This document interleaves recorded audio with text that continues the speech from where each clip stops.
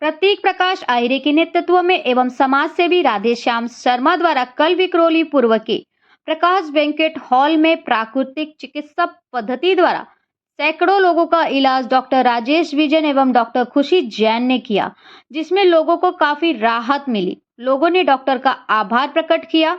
यह इलाज प्राकृतिक पद्धति यानी एक्यूप्रेशर, एक्वापंक्चर, साथ ही फिजियोथेरेपी पद्धति से किया गया। इस एक दिवसीय प्राकृतिक पद्धति शिविर में विधायक सुनील राउत ने आकर निरीक्षण किया, साथ ही यह आश्वासन दिया कि उनसे जो बन सकेगा वो जरूर करेंगे। उसी के साथ दिशा फाउंडेशन की टीम, कुरैशी समाज की टीम, संस्कार सेवा संस्थान की टीम के लोगों ने आकर शिविर में भेंट दी। लोगों के उत्साह को देखते हुए डॉक्टर राजेश विजन, समाज सेवी राधेश्याम शर्मा, उषा राजेश विजन ने तय किया कि वो इसे एक मिशन समझकर कार्य करेंगे ताकि लोगों को अंग्रेजी दवाइयों से छुटकारा मिले। इस शिविर को सफल बनाने में विशेष योगदान अशोक जैन, आशिफ सैयद, आयशा शेख, श्रुति सेनाय, सिमरन मोरेश्वर थोरात, मिस्टर गवई आदि लोगों का रहा।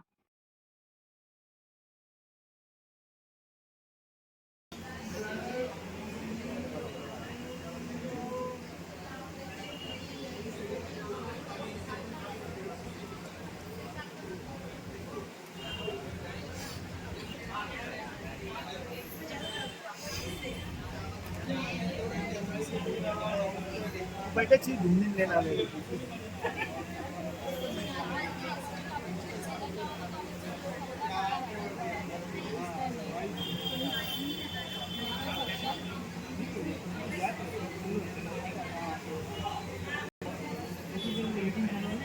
5 मिनिट बाद 25 मिनिट्स टाइमर आहे नंतर आपलं ऑटोमॅटिक टाइमर आहे. मीटिंग चालू है।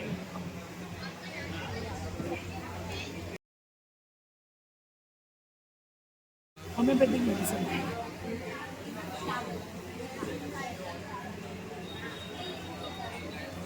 देखो बेस्ट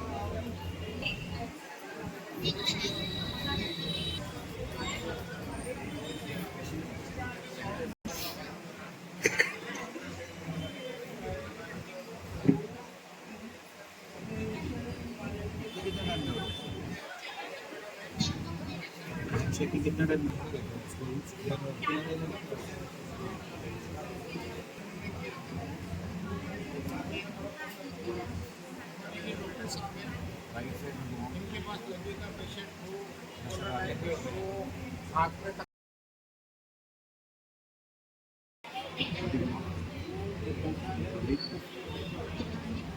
फ्री हो गया फ्री है तो फ्री बोलिए नहीं है तो नहीं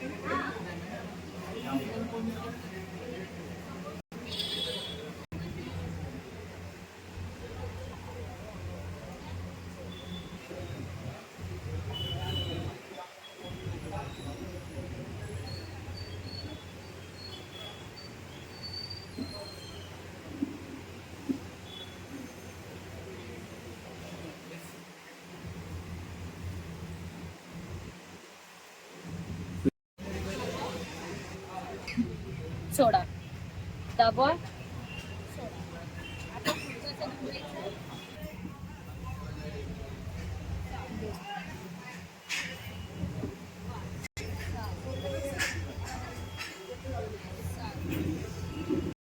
सबसे बड़ा योगदान है वहाँ पे हमको 3 पॉइंट दिए 1 2 3 3 पॉइंट 3 पॉइंट हम लोग लगाते हैं। पेशेंट कितना भी स्ट्रेस में, कितना भी टेंशन, कितना भी चिड़चिड़ापन, वो पॉइंट लगाते ही patient within a minute patient को इतना रिलैक्स हो जाता है, उसको लगता है कि मेरे को कोई समाधि में बैठ गया।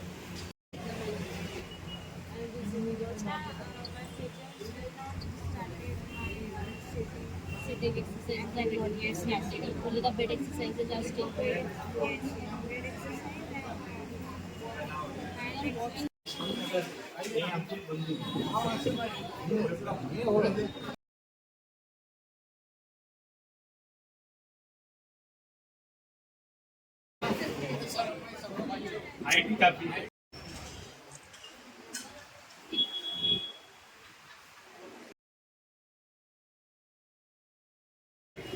इतना बड़ा प्रोसीजर है कि हम लोग खाना खाने से लेकर मल निकलने तक सारे ऑर्गन को काम करना पड़ता है। पहला आता है mouth, oesophagus, cardia, stomach, duodenum, small intestine, large intestine. तब इसके बाद में जब खाना स्टमक और लार्ज इंटेस्टाइन के बीच में आता है, वो जो 6 घंटे का जो गैप होता है, प्रोसेसिंग के अंदर अगर कुछ गड़बड़ हो गया तो आंतड़ियों के अंदर सूजन आना चालू है, जिसकी वजह से कॉन्स्टिपेटेड होता है।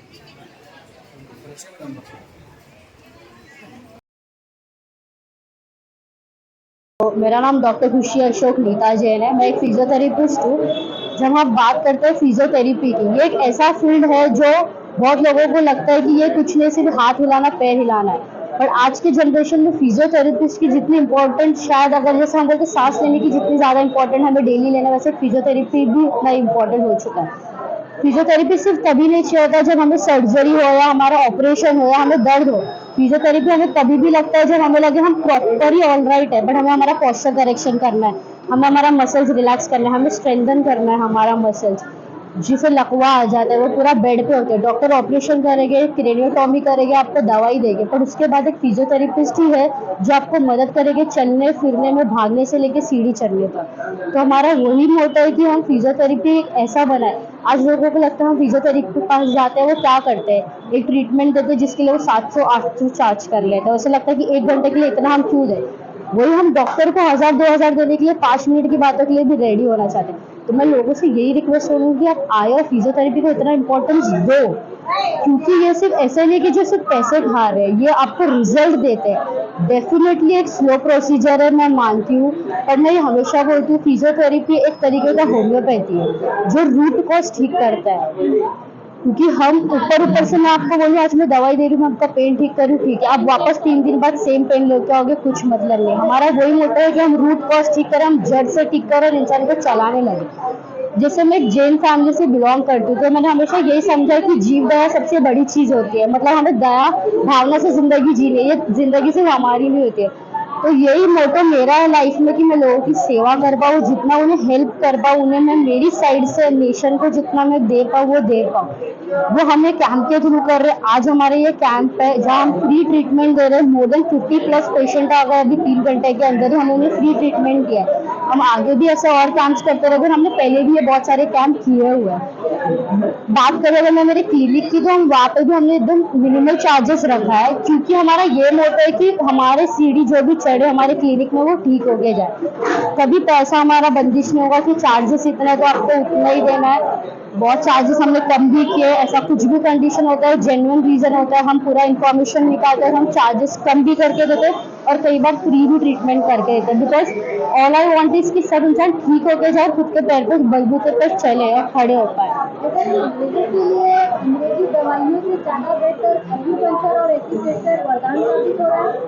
डेफिनेटली आप एलोपैथी लोगे, आप रोज एक पेन किलर लेते हो। हाल ही में मैंने रिसेंटली एक स्टडी पढ़ा था कि पैंट 650, जो हम डोलो 650 हम बोलते हैं, जो हम ऐसे प्रसाद की तरह डेली पॉप करते रहते हैं, हमें लगता है क्या है, एक जेंट्स की गोली है। वो आज उसका साइड इफेक्ट इतना ज्यादा बड़ा है कि हमें पता चला उससे किडनी प्रॉब्लम होती है, अल्टीमेटली डायलिसिस करना पड़ेगा, मसल वीकनेस होगा, आप बेड पे जाओगे, स्ट्रोक होगा और अल्टीमेटली आपको फिजियो के पास ही आना पड़ेगा उसके बाद। तो कहीं ना कहीं मुझे तो लग रहा है एलोपैथी हमारे हेल्प कर रहा है दवाई देके अल्टीमेटली करके, पर ये गलत चीज है जो हमें नहीं करनी चाहिए, क्योंकि पेशेंट को आप डिपेंडेंट बन रहा है दवाई से, तो वो एक अच्छी चीज है। उससे अच्छा उन्हें एक्सरसाइज बनाना चाहिए, क्योंकि कोई इंसान दवाई डेली नहीं ले सकता पर वो एक्सरसाइज डेली कर सकता है। ये क्लिनिक हमारा विक्रोली में ही है, भारत नगर में ये क्लिनिक है, बीके स्कूल के जस्ट बाजू में हमारा क्लिनिक है। अभी के लिए मैं शाम के टाइम पे वहाँ पे अवेलेबल रहती हूँ, हम धीरे धीरे पूरे टाइम के लिए अवेलेबल। टाइमिंग क्या है और कौन से दिन आप यहाँ पर रहती हैं? मैं मंडे टू सैटरडे डेली रहती हूँ 6 to 9 o'clock के बीच में, और संडे अगर अपॉइंटमेंट रहता है, प्रायर अपॉइंटमेंट, तो हम अवेलेबल रहते हैं। उसके अलावा हम मॉर्निंग में होम विजिट जाते हैं, जो पेशेंट हमारे क्लिनिक चल के नहीं आ सकते हम उनके घर जाते हैं उन्हें ट्रीटमेंट देने के लिए। इसके अलावा भी आपकी कोई क्लिनिक है? अभी के लिए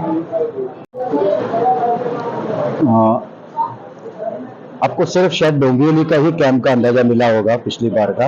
ऐसे कई कैंप्स मेरे लगे हैं, मोर देन 100 कैंप्स में लगा चुका हूं मेरे करियर के अंदर, और हमेशा से मेरा उद्देश्य एक ही रहा है कि एक्यूप्रेशर, फिजियोथेरेपी, ये जो चीजें हैं जो कि आसानी से लोगों को ट्रीटमेंट दे सकती हैं बिना कोई दवाई, बिना कोई साइड इफेक्ट, इसको क्यों नहीं प्रमोट किया जाए।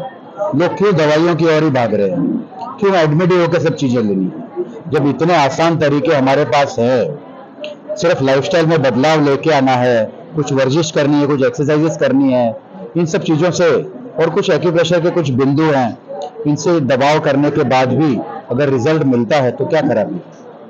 सर जी, जैसा कि देखा जा रहा है लोग अभी तक जो आपने कैंप लगाए काफी लोग यहाँ पर आए और काफी लोगों का उपचार भी किया आपने, और उनको जो ये पद्धति से जिस तरीके से आपने उपचार किया है ये कहीं ना कहीं उनके लिए वरदान साबित हो गया। देखिए, कोई इसको वरदान समझे या कुछ, मैं तो ईश्वर की देन समझता हूं कि आज सुबह से इतनी बारिश होने के बाद भी हम लोगों ने कम से कम 150 से ज्यादा पेशेंट लिए, इतनी बारिश में भी। तो लोगों का विश्वास है कि उनको अपनी ओर खींचे लेके आ रहा है। दूसरी चीज है कि यहाँ पे आने के बाद हर पेशेंट एक दूसरे रिश्तेदार को फोन करके बुलाता है कि इतनी फटाफट, इतनी जल्दी फर्क उनको आ रहा है। और दूसरी बात है कि हम लोग जो काम कर रहे हैं ये हम लोग एक तरीके से एक मिशन पे हैं। ये मिशन ऐसा है जिसमें हमारे साथ में राधेश्याम सर जी हैं जो यहाँ के सोशल वर्कर हैं। काफी कैंप्स, मेरे आधे से ज्यादा कैंप्स, 100 में से ज्यादा 90 से कैंप्स उन्होंने लगाए हैं। और मेरे साथ खुशी जैन जी जुड़ गई हैं जो कि बहुत अच्छी फिजियोथेरेपिस्ट है, बहुत अच्छा, क्योंकि हमारे यहाँ पे भी जिस स्थान में मैं रहता हूँ, जिस एरिया में, यहाँ पे फिजियोथेरेपी बहुत महंगा है। तो खुशी जैन से जब मेरी मुलाकात हुई थी तो हम लोगों ने मिलकर सोचा कि हम लोग एकदम कम रेट्स में, कम फीस में हम लोग लोगों की सहायता करेंगे, और जहाँ भी हम लोगों को जरूरत पड़ेगी हम लोग फ्री कैंप्स भी लगाएंगे। तो ये हम मिशन पे हैं बस। आपका अगला कैंप कहाँ पर रखने वाला है? अभी अगला कैंप तो शायद 26 अक्टूबर को थाना में है। थाना में कहाँ पर? जगह डिसाइड कर लेंगे। इसमें मैं यही कहना चाहूँगा कि जब कोविड के बाद में मुझे एवियन की तकलीफ हुई थी और मैं जब हॉस्पिटल में गया था तो मुझे 30 लाख रुपए मेरे ट्रीटमेंट के लिए उन्होंने बताया था। पता नहीं मेरी कैसे या ऊपर वाले की कुछ देन थी, मैं डॉक्टर साहब से मिला, इन्होंने मुझे 30,000 रुपये में ठीक कर दिया और उन्होंने कहा था कि 6 महीने के बाद लाइफ टाइम तू अपने बेड पकड़ लेगा, कभी उठेगा नहीं। 6 महीने के बाद इन्होंने मुझे दौड़ना सिखा दिया। तो मेरी फिर इनसे बात ये हुई कि भाई मुझे सेवा करनी है, अगर आप भी सेवा करना चाहोगे तो हम मिल के टीम वर्क में काम करेंगे। इन्होंने हाँ कहा, जोड़ी जम गई, हम लोग कैंप ले रहे, लोगों की सेवा कर रहे, कई कैंप हमने किए, कई लोगों को फायदा हुआ। आगे भी यही कोशिश जारी रहेगी कि लोगों का फायदा हो। कोई देखे ना देखे, ऊपर वाला तो देखता है, वही हमारा सक्सेस है। 16 ऑगस्टला राईट साईडला स्ट्रोक आला होता, सकाळी उठताना मला त्रास झाला, तर मी डॉक्टर विजन यांना फोन केला, त्यांच्याकडे ट्रीटमेंट केली, मला 8 दिवसामध्ये त्यांनी उभं केलं। ही एक देवाची देणगीच आहे। अप्रैल में हुआ था 15 तारीख को। मेरे को जो स्ट्रोक मारना, पैरालिसिस मारा था, ये मेरा हाथ अभी पूरा गया था। मैं इनके पास गया, मेरे को इन्होंने 15 दिन में मेरे को खड़ा किया इन्होंने। उसके बाद में अभी तक मेरे को कुछ सही था, अभी तो कुछ नहीं मेरे को।